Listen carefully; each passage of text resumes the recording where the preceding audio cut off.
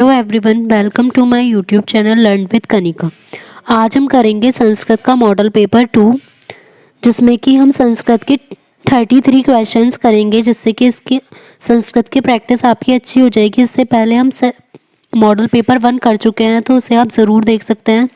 ये क्लास आपके super TET, UP TET, C TET तीनों के लिए यूज़फुल है। तो आप अपना कोई भी अपकमिंग एग्ज़ाम देने वाले हैं तो क्लास को ज़रूर देखिएगा। साथ ही वीडियो अच्छी लगे तो इसे लाइक एंड शेयर करना ना भूलें। फर्स्ट क्वेश्चन है, संस्कृत में वचन होते हैं तो संस्कृत में जो वचन है वो कितने प्रकार के होते हैं। अब हम देखें तो अगर हिंदी में वचन के टाइप देखें तो केवल 2 प्रकार के होते हैं, एक वचन और बहुवचन। लेकिन संस्कृत में वचन 3 प्रकार के होते हैं, एक तो एक वचन, द्विवचन और बहुवचन। तो आंसर होगा ऑप्शन 3। नेक्स्ट है, संस्कृत में पुरुष होते हैं तो संस्कृत में पुरुष कितने प्रकार के होते हैं। पुरुष भी 3 प्रकार के होते हैं, उत्तम पुरुष, जैसे मध्यम पुरुष हो गया, उत्तम पुरुष हो गया और प्रथम पुरुष हो गया। तो ये हो जाएंगे हमारे 3 टाइप के पुरुष। नेक्स्ट है, संस्कृत में लिंग होते हैं तो संस्कृत में लिंग कितने टाइप के होते हैं। ये भी 3 टाइप के ही होते हैं, पुल्लिंग, स्त्रीलिंग और नपुंसक लिंग। ऑप्शन 3। नेक्स्ट है, क्रिया के कितने काल होते हैं तो क्रिया के इसमें काल बताने हैं, तो क्रिया के 3 काल होते हैं। तो आंसर हो जाएगा हमारा ऑप्शन 3। अब वो 3 काल कौन कौन से होंगे, जैसे कि वर्तमान काल जो कि प्रेजेंट होगा, एक भूतकाल पास्ट और एक भविष्य काल जो कि हो जाएगा फ्यूचर। तो ये 3 टाइप के हो जाएंगे क्रिया के काल। नेक्स्ट है, संस्कृत में कारकों की संख्या होती है तो कारक जो जैसे कर्ता, कर्म, कर्ण, तो ये कितने होते हैं। तो संस्कृत में टोटल कितने कारक होते हैं, हमेशा ध्यान रखना है, क्वेश्चन ज़्यादातर पूछा जाता है, 8। नेक्स्ट है, संस्कृत में पद होते हैं तो संस्कृत में जो पद होते हैं वो कितने होते हैं, हमेशा 2 पद।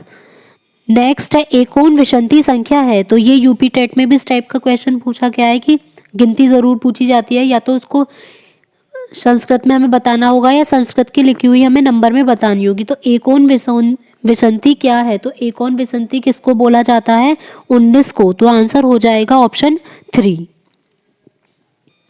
नेक्स्ट है, त्रियोदश संख्या है, त्रियोदश किसको बोला जाता है। तो त्रियोदश तो वैसे भी नॉर्मल सा नंबर है, तो हमें पता है कि त्रियोदश किसको बोला जाएगा, 13 को। ऑप्शन 1।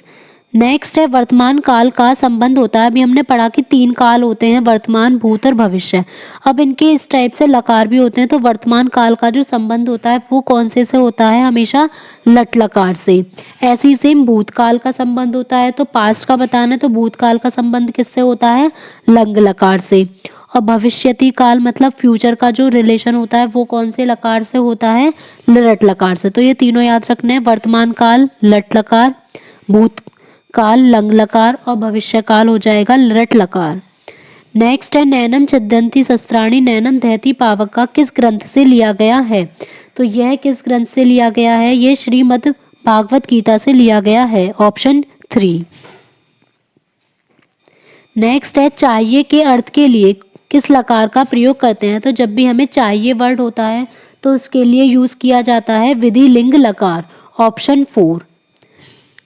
इसमें से लट लकार तो हो गया वर्तमान काल के लिए, लंग लकार हो जाएगा भूतकाल के लिए, लट लकार भविष्य काल के लिए और विधिलिंग हो जाएगा चाहिए के लिए। नेक्स्ट है, आज्ञावाचक, आज्ञावाचक का संबंध किससे होता है, लोट लकार से। ऑप्शन 3। नेक्स्ट है, संप्रदान कारक का संबंध है, तो संप्रदान कारक जो होती है वो कौन सी विभक्ति होती है, वो हमेशा होती है चौथी विभक्ति, चतुर्थी विभक्ति, जिसमें कि जो भी अगर कोई चीज दान दी जा रही है या किसी को कुछ दिया जा रहा है तो वो आएगा हमारा संप्रदान कारक में। नेक्स्ट है, अपादान कारक, अपादान कारक होती है पंचमी विभक्ति, किसी चीज से अलग होना, जैसे पेड़ से पत्ते का गिरना, तो जो भी कोई चीज अलग हो रही होगी तो उसमें आएगा हमारा अपादान कारक। नेक्स्ट है, रामान किस विभक्ति का शब्द है, तो ये राम के रूप के अकॉर्डिंग है कि रामान किस विभक्ति का शब्द है, तो ये हमारा आ जाएगा कौन सी का, द्वितीय विभक्ति का। ऑप्शन 2। नेक्स्ट है, रामस्य किस विभक्ति तथा किस वचन का शब्द है, तो जब भी रामस्य आता है तो वहां पर हमेशा षष्ठी विभक्ति होती है, जहां भी शय होगा तो वहां हमेशा षष्ठी विभक्ति और एक वचन होगा। तो आंसर होगा ऑप्शन ए, षष्ठी विभक्ति एक वचन। नेक्स्ट है, नदीम किस विभक्ति तथा वचन का शब्द है। अब नदीम का हमें देखना है, तो नदीम है द्वितीय विभक्ति और एक वचन का शब्द। नेक्स्ट है नदी भी किस विभक्ति तथा वचन का शब्द है? तो नदी भी आ जाएगा ये तृतीय विभक्ति बहुवचन, ऑप्शन फर्स्ट। नेक्स्ट है नदीशु किस विभक्ति तथा वचन का शब्द है? तो जहाँ भी शु आता है तो वहाँ हमेशा होगा हमारा सप्तमी विभक्ति, तो आंसर होगा सप्तमी विभक्ति और बहुवचन। पितृणाम किस विभक्ति तथा वचन का शब्द है? तो इसमें अब पितृणाम है तो यहाँ पर आ जाएगा षष्ठी विभक्ति और बहुवचन। अगर षष्ठी विभक्ति एक वचन होता तो पितृस्य होता, लेकिन यहाँ राम लग रहा है तो ये हो जाएगा बहुवचन। नेक्स्ट है पितृ भी किस विभक्ति तथा वचन का शब्द है? तो पितृ भी आ जाएगा तृतीय विभक्ति और बहुवचन। नेक्स्ट है संस्कृत भाषा का संबंध है। संस्कृत भाषा का संबंध दर्शन से, अध्यापन से, ज्योतिष से या उपयुक्त सभी से। तो संस्कृत भाषा का संबंध जो है वो सभी से है, ऑप्शन 4। नेक्स्ट है संज्ञा के कितने भेद होते हैं? तो इसमें ऑप्शन दे रखा है 1, 2, 3, 4। तो अगर इनमें से देखेंगे तो संज्ञा के केवल 3 भेद आएंगे, व्यक्तिवाचक संज्ञा, जातिवाचक संज्ञा और भाववाचक संज्ञा। नेक्स्ट है सर्वनाम के कितने भेद होते हैं? तो सर्वनाम के जो टाइप होते हैं वो टोटल कितने होते हैं? 6, ऑप्शन 4। नेक्स्ट है पठत का संबंध किस पुरुष तथा लकार से है? तो जो पठत का संबंध आएगा ये आएगा हमारा मध्यम पुरुष और बहुवचन, ऑप्शन फर्स्ट। और इसमें अगर हमसे लकार पूछा जाए तो ये कौन सा लकार होगा? लोट लकार। नेक्स्ट है कपोताह को हिंदी भाषा में क्या कहा जाता है? तो कपोताह को कहा जाता है कबूतर। और अगर कोआ पूछेंगे तो उसमें आ जाएगा काके। नेक्स्ट है सुकै को हिंदी भाषा में क्या कहते हैं? तो सुकै को हिंदी भाषा में कहते हैं तोता, ऑप्शन 2। नेक्स्ट है शशका का अर्थ है। तो शशका का अर्थ होता है खरगोश, ऑप्शन 3।